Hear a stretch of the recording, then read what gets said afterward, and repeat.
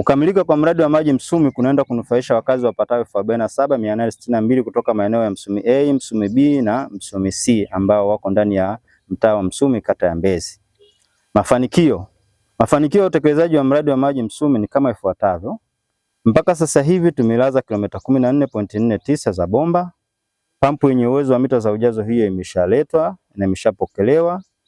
Ufungaji wa umeme pamoja na transformer unaendelea.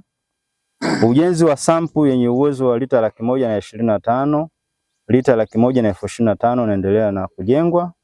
Nguzo za umeme zimeshasimikwa. Mkataba wa ujenzi wa tanki umeshasainiwa.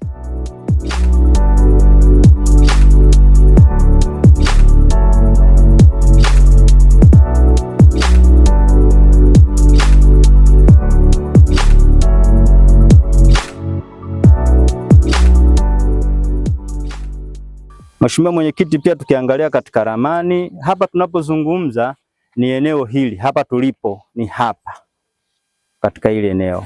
Kwa hiyo tutakuwa tunayatoa hapa maji ambao tutatengeneza hiyo sample kwa kutumia bomba ya kipenyo cha inchi 72. Tunaziunga hizo, inatengeneza tanki, tunakusanya maji lita 100,025. Alafu tunafunga hiyo pampu. Baada ya kutoka hapa tunasukuma haya maji mpaka eneo hili. Liko hapo juu kanisani, kanisa la Roma hapo. Upande wa kulia kuna mzee anaitwa Mzee Mbehela, ndo alitoa hili eneo kwa ajili ya kujenga hilo tanki la lita 500 ambao tumeshasema kwamba mkataba wake umeshasainiwa na mkandarasi anakabidhiwa site wiki hii na ataanza ujenzi. Baada ya hapa tunaanza sasa kusambaza maji.